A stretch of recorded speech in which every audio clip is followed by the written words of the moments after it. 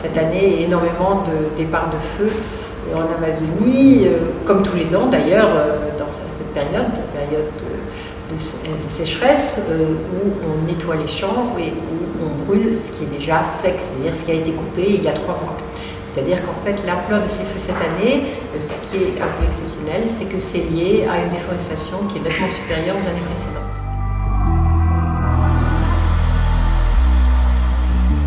Ça suscite une attention internationale. Je pense que c'est la personnalité sans doute de Jair Bolsonaro qui a beaucoup canalisé les attentions.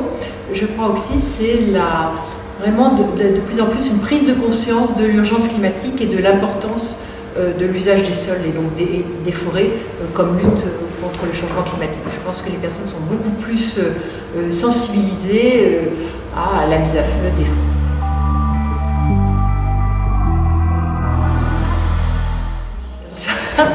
C'est un des tricotages minutieux, absolument tout azimut, c'est-à-dire aussi bien il a coupé les têtes des principales agences nationales, agences brésiliennes de sauvegarde de l'environnement, que ce soit l'IBAMA, qui est l'institution chargée du contrôle et de la répression des feux illégaux, que ce soit l'ICMBio, qui est l'institut qui se charge des aires protégées, donc il a vraiment licencié beaucoup de gens et ils ont également coupé les crédits. Ils s'attaquent aussi à la réforme du code forestier qui permettait que chaque propriétaire rural conserve une partie de sa propriété en aire naturelle, qu'il n'avait pas le droit de déforester. Il attaque les réserves indiennes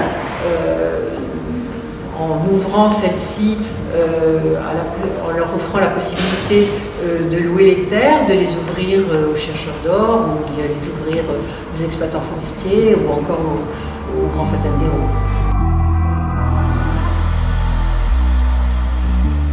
C'est la grande question. Les collègues climatologues ou écologues expliquent que ce qui les inquiète, c'est qu'ils ont du mal avec leur modèle réellement à rendre compte de toutes les boucles de rétroaction entre la végétation et le changement climatique. Et c'est vrai qu'on pensait dernièrement que le point de non-retour se situerait autour de 40%, et maintenant on pense qu'on y est déjà.